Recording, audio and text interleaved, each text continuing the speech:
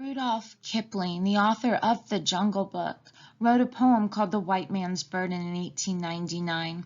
Whether it was satire or not, we don't know, but people certainly took the poem and used it to excuse themselves for imperialism. He wrote, "Take up the white man's burden, send forth the best ye breed. Go bind your sons to exile, to serve your captives' need, to wait in heavy harness, unflettered folk and wild, your new caught sullen peoples, half devil and half child." Rudolph Kipling was an English writer who spent his youth in British colonial India. The speaker in this poem urged the whites of Western countries to establish colonies for the good of the inferior people of the world. Whether Kipling actually supported this idea is not clear, but his poem was used to justify it. Proponents justified European colonization using a variety of explanations, from a belief in nationalism, a desire for economic wealth, a sense of religious duty, and a belief they were biologically superior. These various motives for establishing overseas empires, a policy called imperialism, would lead to conflicts in Asia and a scramble to colonize Africa. In Western Europe, revolutions, the rise of nationalism, and the creation of nation-states characterized much of the 1800s. With a strong sense of identity and loyalty to a state, many world powers boldly asserted authority over other territories. Building an empire in Asia or Africa was one way for a country to assert its national identity in the global arena.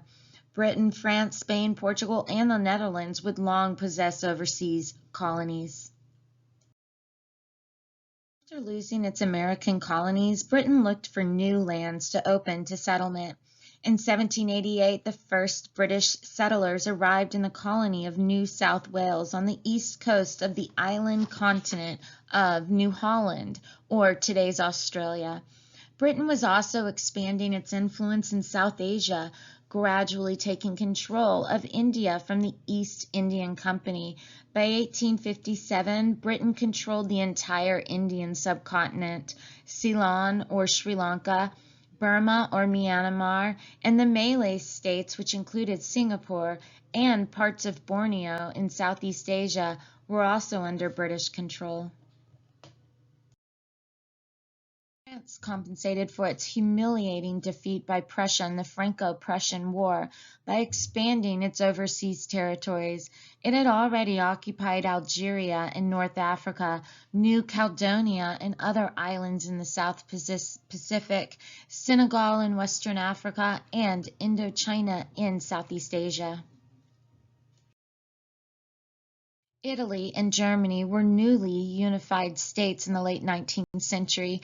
Each wanted colonies not only for economic and strategic reasons, but also for prestige. However, neither began acquiring an empire until the mid-1880s. Spain had led the quest for colonies in the first wave of imperialism during the 16th and 17th centuries. Its power was greatly diminished by the 19th century. It did not play a dominant role in this second wave of imperialism. Japan asserted its nationalist pride through incursions into Korea. This irritated China, a country that had exerted a strong presence in Korea for centuries. The conflict grew into the Sino-Japanese War of 1894 to 1895. Japan's victory gave it control of Korea.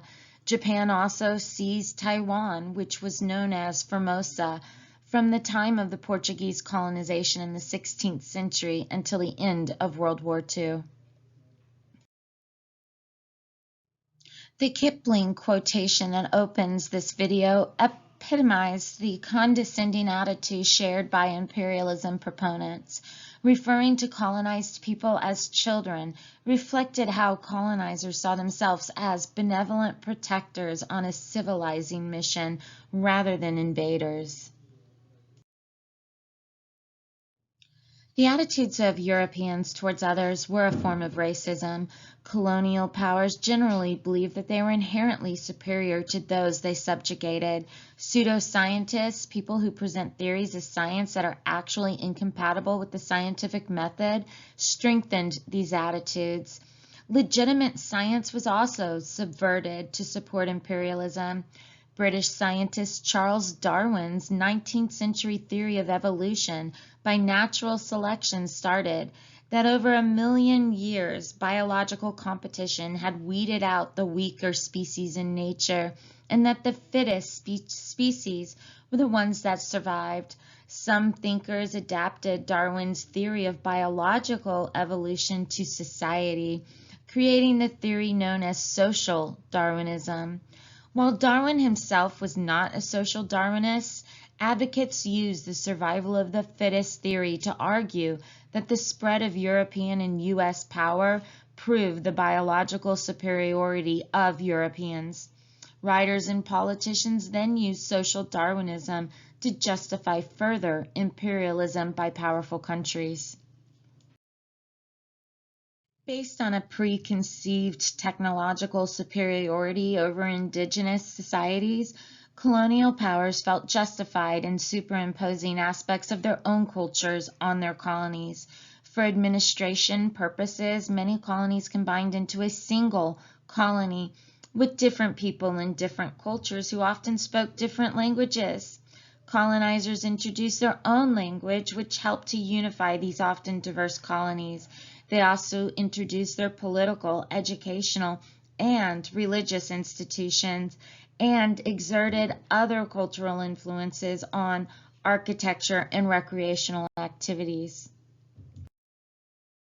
Missionaries were among the most tireless civilizing influences, like the Spanish and Portuguese Catholic missionaries who combined conquest and evangelicalism during the Age of Discovery.